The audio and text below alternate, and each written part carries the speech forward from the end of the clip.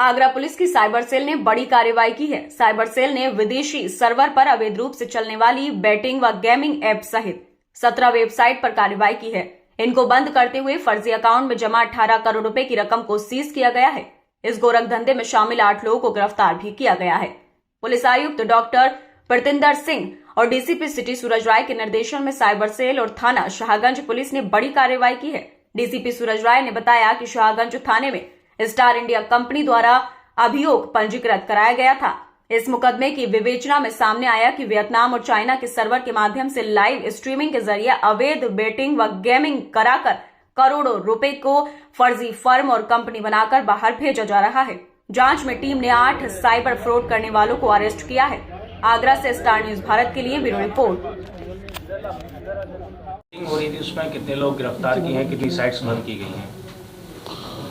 देखिए, कमिश्नरेट आगरा में समय समय पर लगातार साइबर क्राइम और साइबर फ्रॉड के विरुद्ध की जा रही कार्रवाई के क्रम में साइबर सेल कमिश्नरेट आगरा और थाना शाहगंज की संयुक्त टीम के द्वारा एक credit card company DBS Bajaj के द्वारा पहले एक कंप्लेंट दी गई कि उनके यूज़र्स के साथ साइबर फ्रॉड हो रहा है और कई बार ओटीपी लेकर और कई बार बाईपास करके अवैध पेमेंट उनके द्वारा करा दी जा रही है।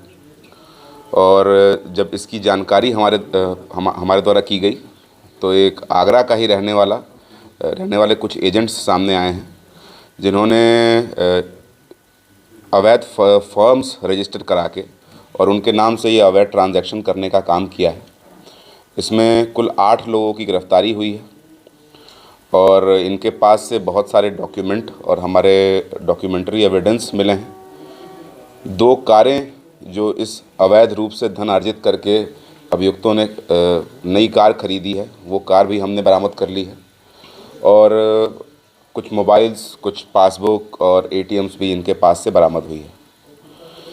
इसके अलावा थाना शाहगंज में ही पंजीकृत मुकदमा अपराध संख्या 286/23 जिसमें अवैध रूप से ऑनलाइन कंटेंट को हॉटस्टार के कंटेंट को वेब स्ट्रीम करके उसको दूसरी फर्जी वेबसाइट्स पर चलाया जा रहा था और उसी कंटेंट पे सट्टे के या जुए के लिए, लाइव बेटिंग के लिए पैसे लोगों के म्यूल अकाउंट्स में लिए जा रहे थे।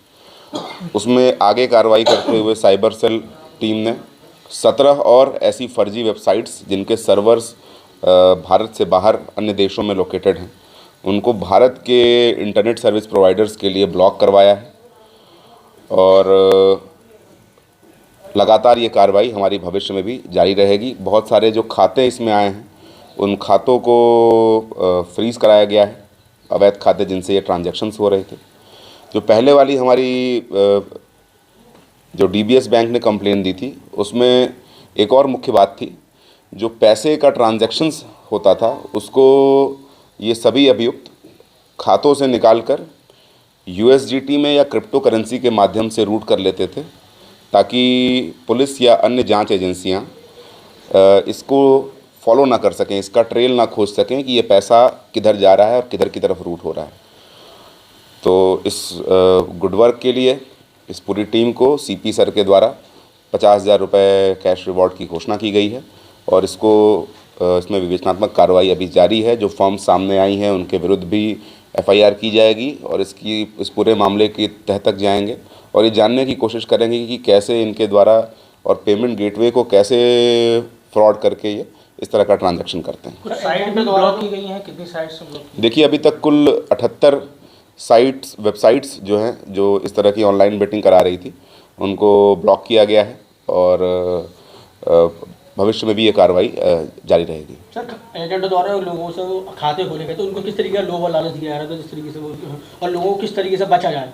देखिए, इसमें जो आम जन हैं उनको लालच ये दिया जाता है कि पहले तो 100 रुपये प्रतिदिन के हिसाब से उनको मिलेंगे और उनके खातों को यूज़ करने अगर उन्होंने दिया, यानी 3,000 रुपये महीने तो केवल खाते खुलवाने के उनको मिलेंगे।